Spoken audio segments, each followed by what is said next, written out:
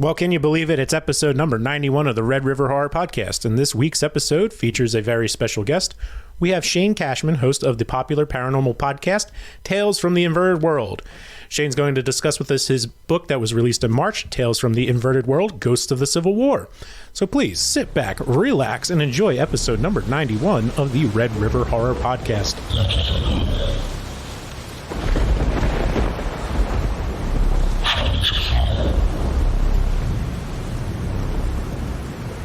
Welcome back to the Red River Horror Podcast. It's episode number 91. I'm your host, Joe Zakreski, joined by, always, Ed Cayazzo, RedRiverHorror.com founder. Ed, how are you today? Joe, I'm living the dream every day. Really? Every day you see me, I'm living the dream. I only manage to do it one day at a time. Too much of that and I fall apart. Anyway, we got a special guest with us today, Shane Cashman. How are you? Host of the popular paranormal podcast, Tales from the Inverted World. He's got a book that just came out, Tales from the Inverted World, Ghosts of the Civil War. Welcome to the show, Shane. Thanks you so much for being here. Yeah, thank you guys for having me on. I'm stoked. Yeah. So first, Shane, I'm going to jump in here, Joe. You go right ahead. Because I know a topic that comes up a lot. So we'll eventually get to this road of Civil War and treasure and a lot of different things. But I got to ask first about UFOs, if that's all right. Yeah. Is that all right where we start? Of course. It wasn't on my radar at all with this book. I didn't even know it was going to be a book at first, but yeah, so for my first book, for the Inverted World series, I did spend some time talking to a gentleman who he's claimed to be abducted his entire life. From the age of 9, being carried out of his bedroom window in Peekskill, New York, out the window, floating over the Hudson River. And, this guy, we'll get to Georgia in a second, but this is like my primer of, I'm skeptical of all this stuff. But this guy was a very normal fella. We had a great conversation for a few hours about nothing related to UFOs, and he just segued into his abductions and the scars on his head from the quote-unquote abductions and all this stuff. And then he introduced me to an entire community of people. He basically belongs to like an AA in New York, but for abductees. And he claims to be able to, real quick, he can quickly decide who's just who's lying, basically. Wow. He says he meets them all the time. I forget the word he had for these people, these kind of fakes, these phonies that would walk into his meetings. But yeah, so, I talked to him very seriously for a long time about his interactions with UFOs and, according to him, extraterrestrials of all types and sizes in all different dimensions. And it stopped for him about maybe 10 or 15 years ago. I think he's sad. But anyway, that was like a bigger story from the first book. And I was looking to just do something different for book 2. And then I go down to this town, Washington, Georgia. And on my third night there, no one said anything about UFOs. No one said anything about aliens. I'm thinking about the Georgia gold, the Confederate gold, treasure, all that stuff. Sure. There's ghosts. And I'm staying at this house. It's a farm. And it's on maybe, I think, 100 acres, something like that. It's outside of this town, and it belongs to the family that basically invited me down. Their son, Clint, who's about my age, I'm about to be 38. He invited me down, talked about the gold. It sounded interesting, and it's his parents' property. So yeah, third night there, I just had pizza with his parents. His father just got the phone call saying, "Hey, Harry, there's a possum at the firehouse. You got to come shoot it with your AR." So he's out. I'm outside of the house. Very, very Georgia. Yeah, right. Like me and Clint are hanging out outside waiting for his dad to come back, and we can hear the shot echo through the woods. Oh man. It's nighttime. You can see the stars. It's a lot of people down there claim that this is the clearest sky in the southeast of the country. And I don't know if that's true or not, but I do know that there's an astronomer village in this area, like just outside of town. There's a place called Deerlick Astronomy Village where people have giant, amazing telescopes. Like telescopes, they're like the monster truck of telescopes. They're just they obviously think that the sky is clean enough and there's like no light pollution. So we're out there looking at the beautiful sky. His dad comes back. He's walking towards us with the AR. And his dad and Clint all of a sudden point to the sky and they're like, "Oh, there it is." and I don't really know what they're talking about yet. And I look up, and in the distance, I don't know, maybe like 190 yards away, there's a bright orb that's just going up and down and left and right above the pine trees at the edge of their property. And they start telling me about this UFO. And I'm really not thinking much of it. I'm like, okay, it's a unidentified flying object. I have no idea what it is. Clearly, I'm not thinking aliens. I don't know. Yeah. But his dad kind of goes into this whole story about he's been seeing the same thing in different places in that town his whole life. And then he says his grandma had seen it. And then Clint tells me he's seen it his whole life. It's very nonchalant to them. It's totally normal. And I'm just like, okay, it's definitely weird. It's moving in a very weird way. I'm watching planes go through the sky. Nothing else is moving like that. There's nothing. If you like, I pulled up Google Maps to see what was up there. There's nothing. I mean, it is forest forever, because this town is basically, once the cotton industry died, after the boll weevil took everything out, it turned into like a pine tree nursery. So it's just nothing but pine trees for many, many, many, many miles. Wow. So yeah, we're looking at this thing, and then they're just telling me stories about how Clint's grandparents saw the UFOs. His grandma claimed that the UFO landed in her backyard. And that was in the 60s. Another friend of theirs claimed to, see, he saw it land in their backyard. He also claimed to have a Polaroid. That's a whole other story we get into later on. And so his dad just kind of goes inside. He's like, I've seen enough. He's seen it his whole life. It's very boring to him at this point, but I'm definitely intrigued. So Clint and I take this ATV out deeper into the woods where there was another clearing, and we're a little closer. Not that it means much, but it's still doing the same pattern, up, right, left, down. And I'm just taking notes. Like, it could be, for all I know, a weather balloon. I mean, at this point, the Chinese spy balloon had not happened yet, but now that's in my mind. Right. It could be a helicopter perhaps, but it just seemed too bizarre. And then I see another thing doing the same thing, but now it's I believe that was to our west. And so it was a UFO. I don't know anything. I don't know what's in it. The definition of a UFO, an unidentified flying object.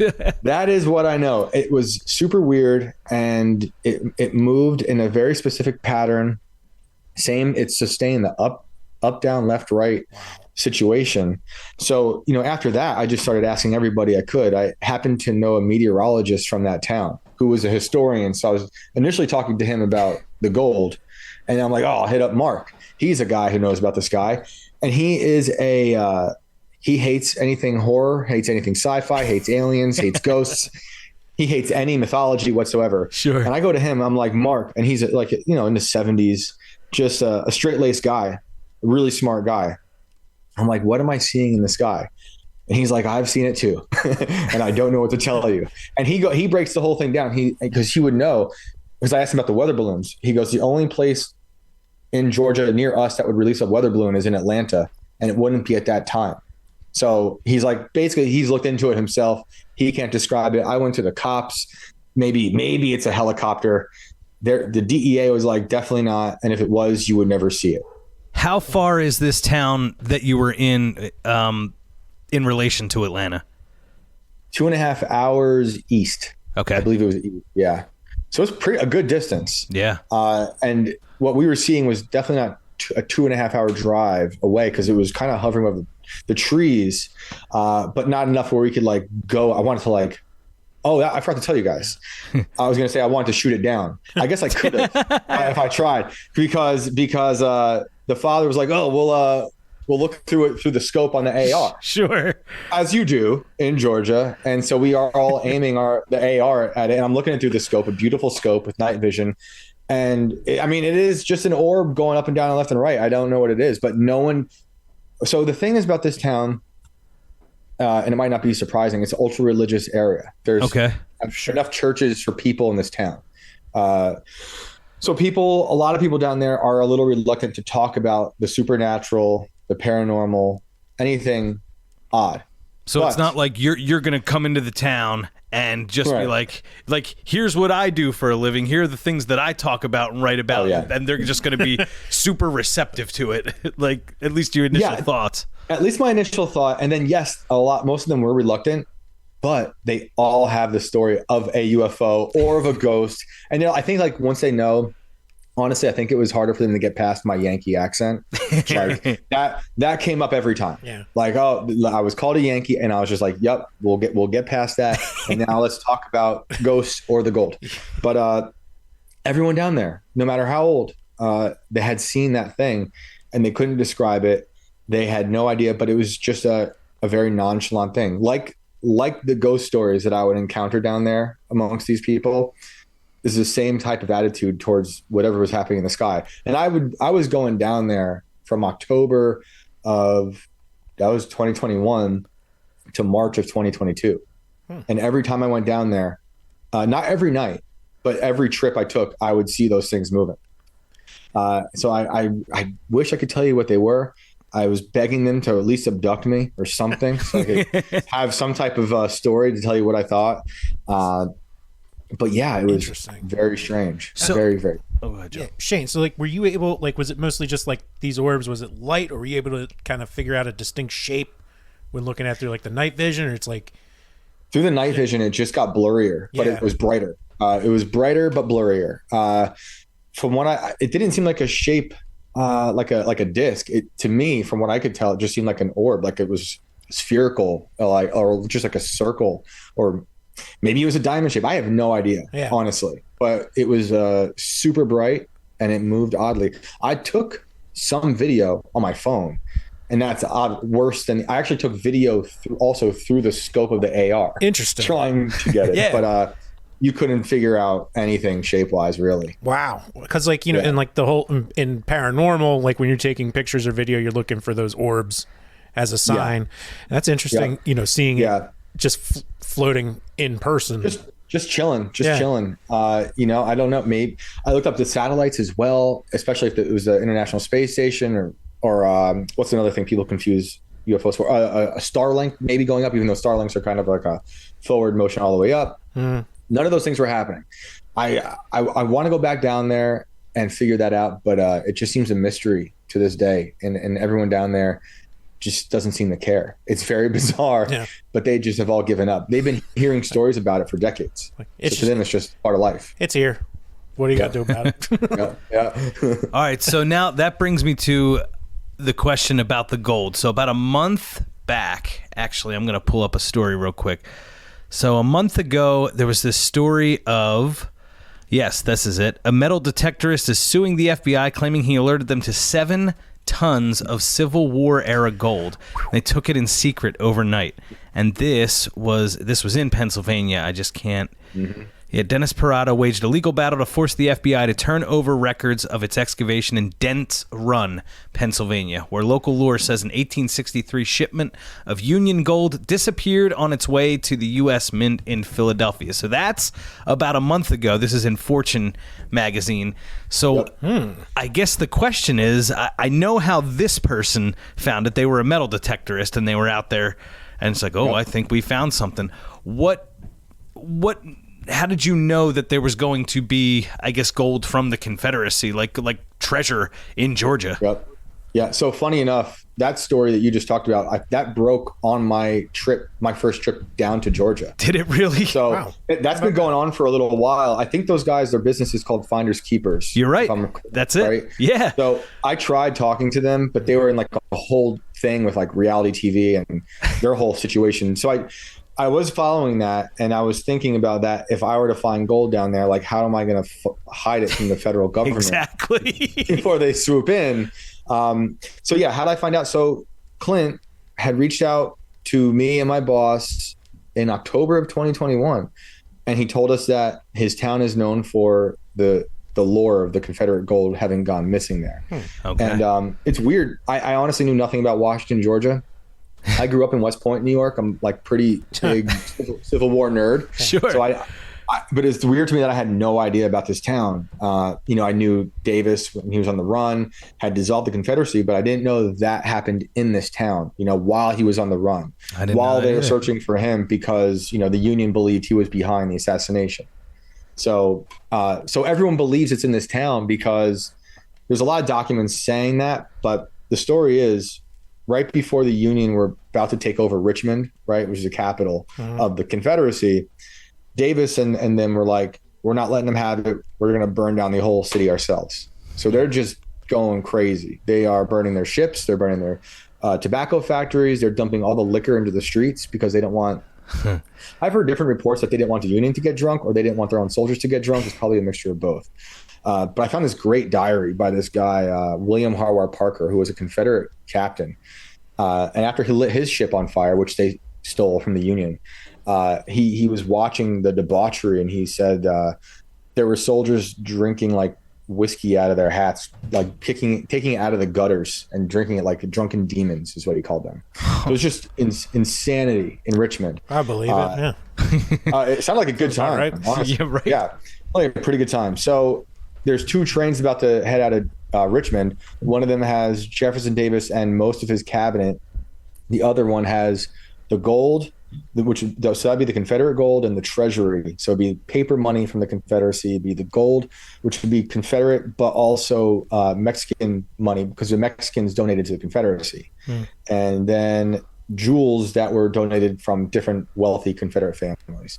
And then on that boat in charge of the gold happened to be William Harwar Parker, which is how I came across him.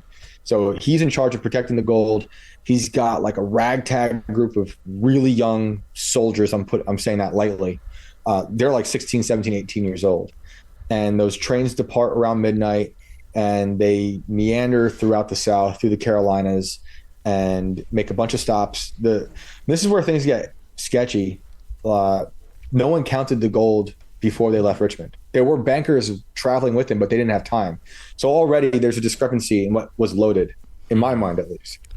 Like my friend who I told you about, the meteorologist, Mark, he thinks it's all down to a science. He believes every document that the Confederacy gave.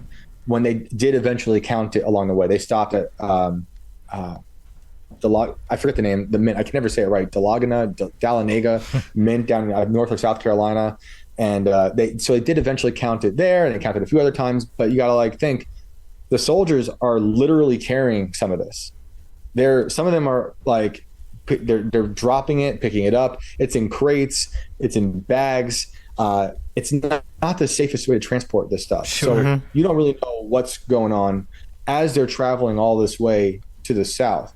I want to say, I could be wrong. It's been a while since I looked at this exact part. It's probably a month or so of traveling, maybe, because I think Richmond burned in early April, and I think they finally got to Washington, Georgia in early May. So I think it's about a month of them going just all over the place. And they're also making payouts to certain soldiers as they go, because they know that it's over. They're on the run. The Confederacy is dead. They know they lost the war, and the soldiers are desperate.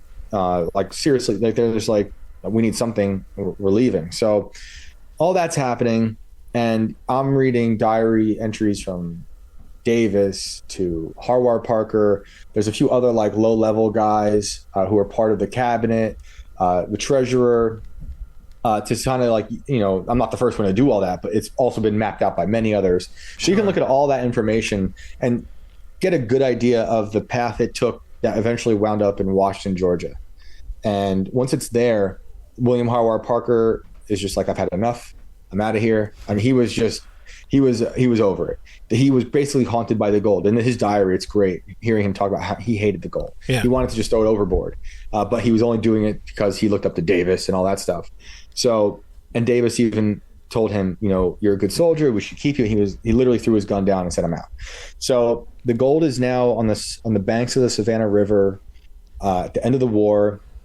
Davis is dissolving the Confederacy, and this is right at the edge of Washington, Georgia, or what would become Washington, Georgia. So Davis is hiding out in that town. He goes into the proper town. They've got the gold transported into the town proper, into a vault. Then they move it again. So again, it's moving constantly, which is crazy to keep track of. They say they're counting it, but I get into it with Mark, and it's in the book, where I'm like, how can you trust these documents, especially if it's a technical country that's dying? Why would you believe that they're not falsifying anything, maybe taking some stuff for their own?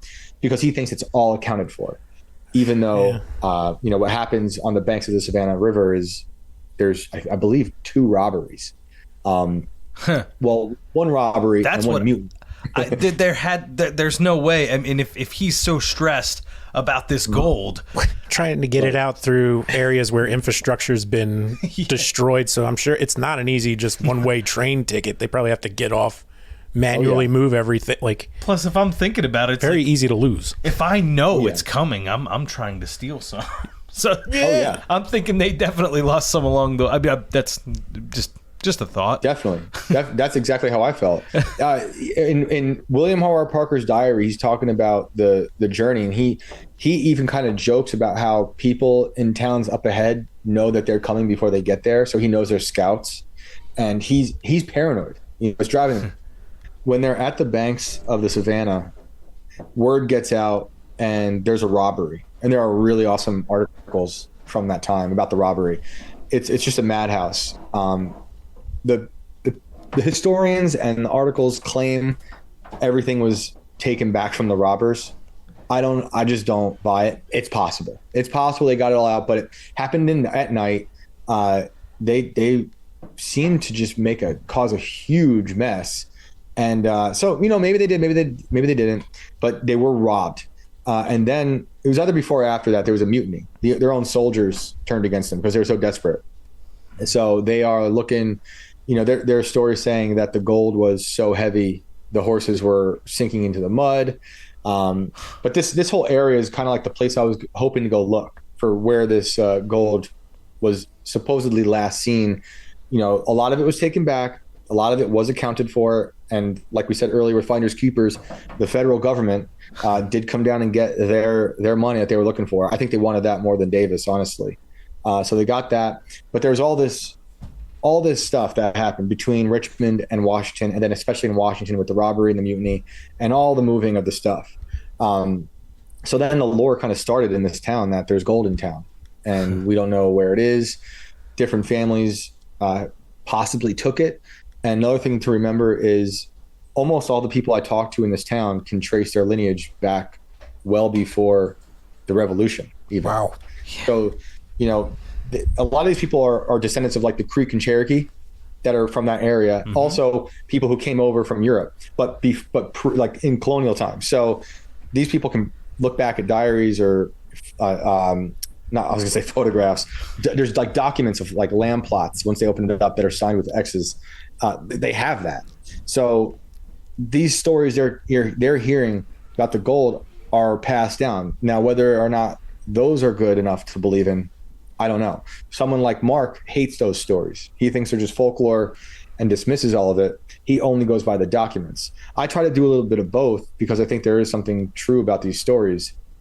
For instance, like there's a woman I met down there who's probably, she's in her 90s, but she met someone in her childhood who fought in the Civil War. He lived to be so old and she was so young that they crossed paths. So like there are instances like that in this town and elsewhere in the South, I'm sure, where an actual living memory from that time is given to someone who's alive today. So to me, I'm like, I'll listen to these stories. I'm not going to go hunt down everything they tell me, but there's something to it. And a lot of those stories, they might be in conflict with what the historians down there say. There's this weird kind of war happening between the historians and the locals about the gold. Interesting. But everything. So then from 1865, maybe the historians don't want the locals to know. I'm saying, Sorry. I'm saying, and it comes up a lot. The book basically starts with me having this really serious discussion with the historians, and it ends with me having discussion with one of the locals driving around this property I'm telling you about, and they hate each other. They think they're both full of shit and all this stuff. So, I think both of them have things that are worth hearing, and so it's like you could just spend your whole life going down running in circles. When I'm with the historians, every time I would see them, they're looking at the same documents for like decades, and every time I see them, they would see something new, like just a word, and they would trace that word to another word, and then help them find a direction that they should then go out to the land and then move this way instead of this way. So it's fascinating, but it's not all just folklore, because people have claimed, they've told me, to find the gold. Different things, different gold, different guns from the robbery, perhaps, like the historians had found. I spoke to a realtor who she said she found gold tucked away in an old chimney in the woods. It was just a chimney. There are people who claim to find it under, I think it was a pine post fence. So other people found it. There's a road called Grab All Road, and they named it that because when it rains, they claim that the gold rushes out of the ground. Grab all you can. I was there when it rained. I saw no gold. I'll say that. I definitely looked. But so, yeah, the gold it's become a sort of economy for this entire town. When you go there, when I went there the first time, within minutes, I'm seeing old metal detectors. I mean, it's just a part of life. And they're definitely not happy that, I think they're happy that there's people coming to their town and they're giving business to these businesses that they could be doing better. It's not doing so well, especially after the last few years, just multiple times of economic struggles. But at the same time, they don't like people coming in because they want to find the gold themselves. And, I've heard stories like from people who say the town, this is not the current mayor, but a former mayor, had thrown other reality shows off the track. Like on purpose. They'd be like, oh, it's definitely over there. Yeah. Go film at that house, I would. Yeah. Oh, yeah. It's no joke. We were threatened once by a guy who came by Clint's house, and he was like, you got to stop looking with it. It was a threatening tone. He didn't say he's going to kill us. I don't think he would have, but it was just, you got to stop, don't do that. Don't do this. And it was super weird. And then we kept thinking we saw his truck. The theory is, and I have no idea if it's true or not, and he wouldn't answer it. The gentleman I was with at the very end of the book, I believe it was him. I asked him, and he kind of acted like he didn't hear it. And I'm driving alone with him in his truck, and he's got a gun on his leg. I'm not going to press it. But he was really nice. And I think, like I'm saying with these other people in town, they're very possessive of the gold, but they're also possessive of the way the story's told. So he knew I'm writing about it. Whether or not he is the guy who was threatening us that one time, I don't know, but he really was adamant about the story being told correctly according to him, right? So I'm telling the story as quickly as I can according to everybody, because that's just, everything starts to cancel each other out. But it's so interesting that the town has a few things going for it. There's a Bitcoin factory that has just been built there. Okay. That works. And that works. They're very proud of it. And there's this hotel that becomes a pretty big character in itself in the book. And those are the two big things in the town. Other than that, it's this constant gold economy. I'm not the first person to go there to write about it. There's been reality shows. There's been other people writing books. I came up into conflict with one of the reality shows. She was sort of a reality show. She claimed to be, and she wasn't. That's a whole other thing. Everybody's a reality show right now. She might have been possessed by a ghost. The verdict's still out. So the book is called Tales from the Inverted World: Ghosts of the Civil War. It's about this specifically, this kind of hunt for the gold. But in it, it says you roam underground tunnels, following the footsteps of supposed ghosts, and it does say you come into contact with someone who could possibly be possessed. So I'm interested to hear about that experience. So that one's also strange. So look, I don't know if I said this or not, but when I went down there, I was expecting an article. I thought this was just an article. I thought I was going to talk about the gold.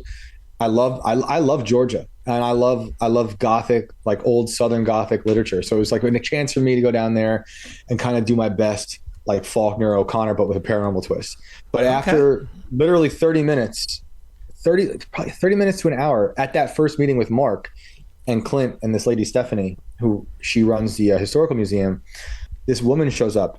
Oh, and back up real quick because this is important. Yeah, I'm told I can't talk when this lady pulls up in her truck.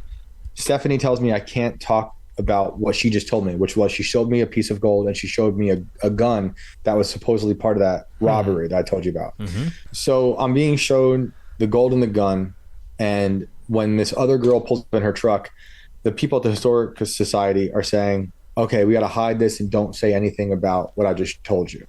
I'm like, why? And they're like, we can't talk about it right now. She's approaching the museum, and she's just a younger lady with black hair, and she walks into the museum and she walks right back out like a minute or so later, and she's kind of yelling because she says the ghosts are too loud inside of the museum, which is just an old colonial Southern house. You know, it's got the columns out front, surrounded by giant trees.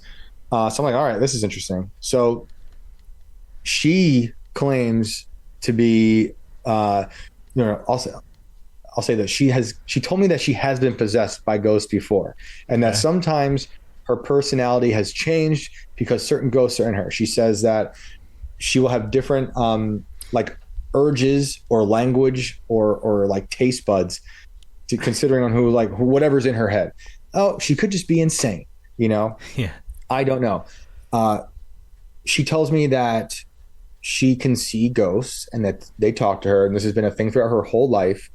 And she's like gone to different, I don't want to say witches or mediums. She's gone to different professionals, we'll say, in that field of ghost talking. And they've all told her she's got this ability. And again, kind of like how I told you about writing about the gentleman who was abducted by UFOs, that kind of primed me for the UFO situation. 2 days before I went down to Georgia, I was with a friend. She was cutting my hair. She had told me about her friend that talks to ghosts and was telling her crazy stuff that no one knows other than my friend. And it was about her dead mom. So she was really weirded out by the situation. She tells me, I'm like, that is crazy, but what do I know? But then 2 days later, I'm with this girl in Georgia. She's telling me the same type of things that my friend's friend is telling her. So I'm just like, okay, that is really a bizarre coincidence. I can't prove any of this, but it's interesting. I'll hear your story. And so when I think why I think she's possessed, and this comes out later throughout the book, she starts to kind of wig out on us. At first, she's very happy to help. I tell her I don't want to be her competition. I'll interview her and I will put it in my book, hopefully help, promote her. I'm not trying to take away from her. I'll be happy if she finds the gold. Honestly, I just want the story more than anything. Obviously, if I find some gold, I'm not going to tell anybody. I'm going to bounce to Mexico and you never see me again. But she didn't know that. So, but at some point she just turns and she's not nice anymore. It's really a terrible story because some of this has been verified. She was in a terrible relationship. And this matters, unfortunately, because of what would her claiming her possession mean. She was in this terrible relationship, very abusive. The boyfriend is another person who ended up threatening us. I was emailing her once or twice, and I tried calling her to get a location and talk to her about some other stuff we can get into later about witches. This is so ridiculous. Every time I turned around in this town, something more bizarre happened. Right.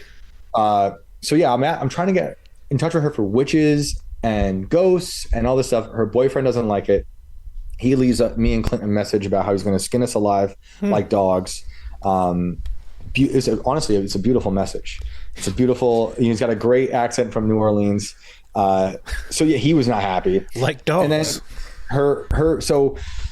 so a lot of people started saying she's possessed again because there's a ghost in this town, everyone claims, by the name of Polly. Okay. Polly is on record as being the second woman ever hanged in Georgia. So this is way back when. She convinced her brother and her lover to murder her husband, who was known to be like a bad guy in town. And everyone, according to different journalists from, I want to say this is either late 1700s or early 1800s. I guess it's probably late 1700s. Everyone considered Polly to be this beautiful girl married to this older, gross dude who sounded like kind of like a horse thief. So she convinced these guys to kill him. She told him, her husband, she heard a terrible sound outside. He should go look into it. And eventually he did. And he goes outside, and either the brother or the lover shoots him, but they shoot him through the jaw. So they blow off his whole jaw, and he doesn't die. So they decide to bury him alive, and then he dies there in the grave. Oddly enough, just a side thing, just all these weird coincidences with this town. The grave of that guy is on Clint's grandparents' property. So there's a point where I'm standing on his grave, and his grandparents, who are these like really nice elderly Christians who do not like talking about paranormal stuff, will tell you they believe that Polly's dead husband's ghost possessed their goat one time and made him an evil goat. Hey, so like Black this is Phillip just in The Witch. Exactly what I thought. Exactly what I thought. They had to sell the goat. It was too bad. And when the goat was gone, the goat, they said, was better at the other farm. Wow. But anyway, this girl, when I first met her, who everyone thought was possessed by Polly, she was talking about Polly since day one, since I met her. She even portrayed Polly in a cemetery for Halloween for this thing that they do where they kind of like pretend that ghosts come back from the dead. So honestly, I have no idea. She's definitely into some weird dark magic type stuff. There's this whole witch community down there I came across. So yeah, she may or may not be possessed, and it would make sense because she is in a terrible abusive relationship. And the police who I talked to and had to unfortunately respond to some domestic phone calls to her house, were worried that perhaps another Polly situation would happen. I mean, that's how like crazy it is, you know, that if she is possessed, as much as no one believes in it down there, but they talk about it, who knows what's going to happen next. Yeah. I mean, if the behavior's there and they're picking up on it, it's like, you know, for sure. or if you're smart, I guess maybe you could claim defense later on, like a insanity plea and, you know, I was possessed and she's crazy. She's crazy. You know, yeah. You know, but who knows? But yeah, I don't know. She was definitely something was up with her. I don't know if it was a ghost. So to tie it all together, I mean, how long did you spend in this place? I mean, we're talking if you're experiencing UFOs on the property you were on, talking to historians, getting the story from them, picking up a diary from someone down there, reading that, and coming across, I guess, witches. Like, there's a lot of things going on. So did that all take place in one trip down there? Did you make multiple trips down there? What did this, I guess, writing this book look like? So the historians, the first talk with the historians, that first story I just told you with meeting that girl and her saying the ghosts were too loud, and the UFO, those were the first 3 days of my first trip. Wow. and my first trip was just those 3 days. I'm trying to think if anything else crazy happened.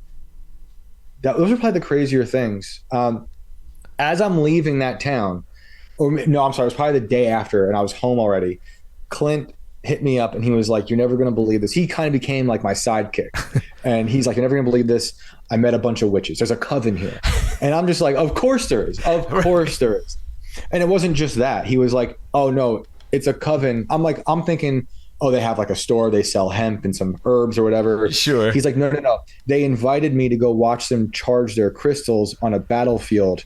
And this is the bloodiest battlefield of the Revolution at the Battle of Kettle Creek under a full moon. So I'm like, all right, Clint, I don't know how much you're into this, but if you do want to go, because I'm not going to be there now, totally go. So he did go.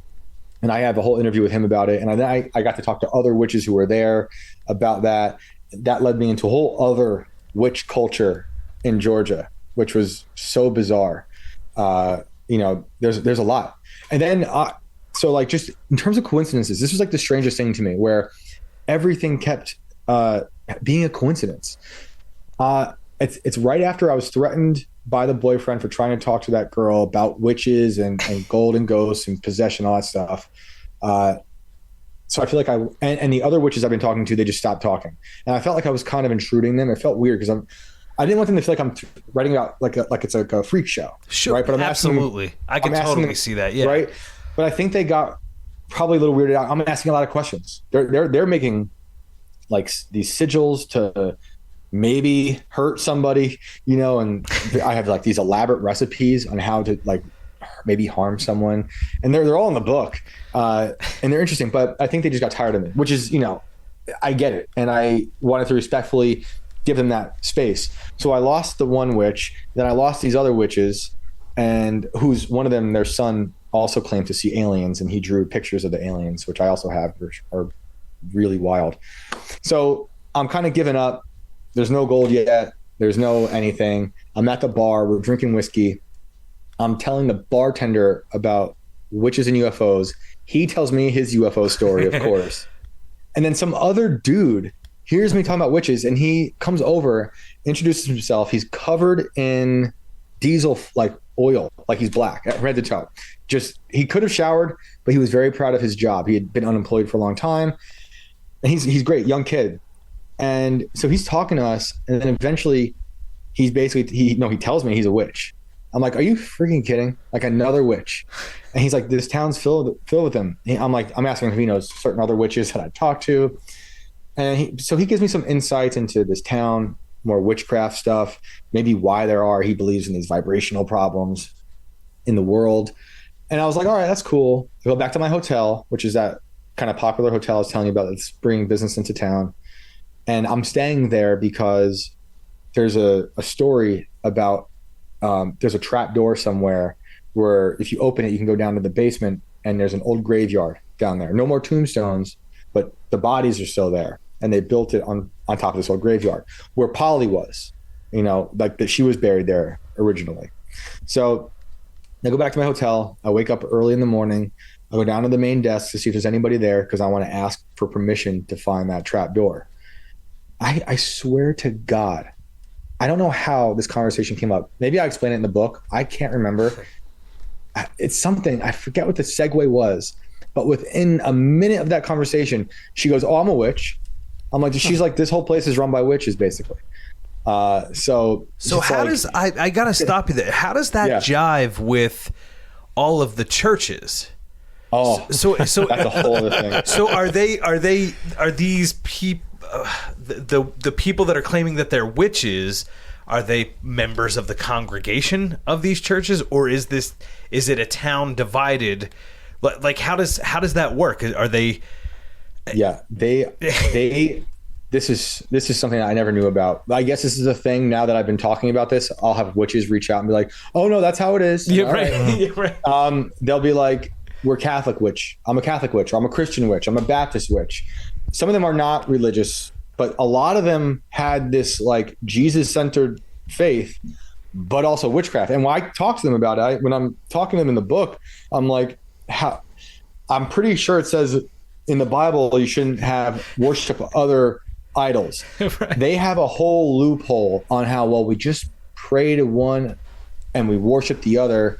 I'm like, all right, I still don't understand that. But so this one girl in particular, she's in mortuary school. So of course the deity she prays to is Anubis, right? From Egyptian, because he's the guy who weighed the heart after you died and led you into the afterworld. So she's all about Anubis. But so I'm talking to her that morning. I've opened the trap door because it's right there by the front desk. Yeah. I'm stepping into this damp graveyard underneath the hotel as she's telling me she's a witch. So most of the conversation takes place with me like half in the cemetery, half out. It's pouring outside. Shane. Yeah. I'm thinking like they're going to cook me. This is, I would hope someone could write it before, they actually cook me. But yeah, like as she's talking, another woman comes running in. She's a witch. She considered herself an Appalachian witch. I think I'm talking to 3 witches in that scene, at the end of that conversation, for sure. And they talk about Polly. They talk about being possessed. They talk about the town. And I think a lot of those witches probably practice in secret, the witch side of things. But there's definitely their close family members, at least these ones that I've spoke with, their grandparents or parents might know, and they think it's terrible, but they try to help them, but they're also kind of accepting of it. And the one witch, she talked about having to be, it wasn't an exorcism. She had a different word for it. There's a special thing that her grandma had to do for her when she believed she was possessed by a demon that she brought into this earth by some spell she had found when she was a young girl with her other friend. So yeah, I that was the 3 nights I spent in a hotel run by witches. So it was fantastic. Let me ask you, with these witches, I'm trying to like put something together that I have in my head. Did a lot of them have like Irish names? Yeah, actually. It's a big Irish town. It is. Sure. Like, so Savannah is, and it's older Irish. It's not like how like New York, Boston, Philadelphia, like that's all, 1840s up. So like that part of Georgia is old. I never knew that. Very old time Irish immigrants going there for work. So like, and that's a common thing, it comes from like, Celtic, Druid, like all those traditions where witchcraft comes in. So that's probably been there. They've just been doing the double thing for hundreds of years. I totally think that. Like I totally think that. That's so cool. I know. Yeah. I mean, it was ancient. A lot of the things I was talking about with these people, you could literally trace back, whether it was things I could hold literally or things I could literally read, or these rituals that they still do. Some of them really do seem ancient, Yeah. It was crazy. Yeah, that's so cool. Yeah, but I'm glad you didn't get sacrificed, man. I mean, it really sounded like we were building up to a Wicker Man type event. I know. It felt like that. It seems like felt like that. You're right. It's like you were just throughout this conversation. It's like, man, you were like the subject of this town for however many days. Just like, yeah. So, did you see Shane?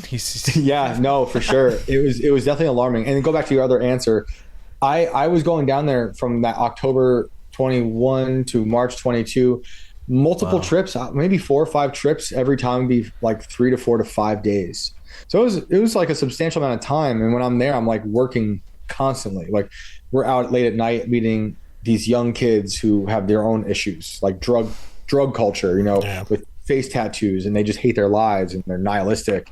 I'm meeting with early morning with the grandparents after the bake sale at the church. I'm with the mayor. I'm with the cops at their party getting margaritas. So I'm definitely like a part of town. And after a while, like, yeah, I did know. I feel like I know almost everybody, for good or better or for worse. Some of them definitely were tired of me. And again, like the witches, I get it because it's intrusive to want to ask people all these questions, because after I realized it wasn't just going to be an article, after the UFO thing, after the girl with the yelling and the ghost too loud thing, all the other ghost stories, I was like, okay, I have a book, and it's really like about these people kind of surviving, their family surviving a bunch of horrors throughout their entire life. I mean, this town is just a horror story. And that's when I, fairly early on, I realized this is kind of like nonfiction horror, because everyone down there has some type of horror story. I mean, just think of just one town in particular, but it's the Creek and Cherokee used to massacre each other on this land. Then the revolution happened there, and it was what they say is one of the bloodiest battles of the American Revolution. Slavery, Civil War. Although Sherman's March to the Sea didn't happen in that town, there are places on the outskirts of town that people claim they're a part of the march, but it probably was people taking advantage of the march and like marauding, which happened down there. So like, oh yeah, it was totally Sherman. Yeah, let's go get that guy's stuff. So there's that, and then the boll weevil happened, which just decimated that town, killed all the cotton crops, and the cotton was everything in that town.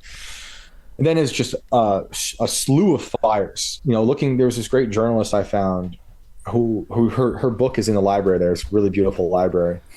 I believe her name was Elizabeth Bowen. She was from like the early 1800s, and she was incredible. The way she documented things, but she also would talk about ghost stories in an objective way.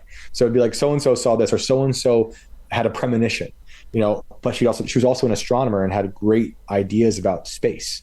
I think she was ahead of her time. Like really like a gem, and I'm so glad I found her. She kind of became a mental sidekick. I'd come across something in history and be like, oh, what would Elizabeth have said? And go through her like her glossary and find anything. And a lot of the times she had something to say.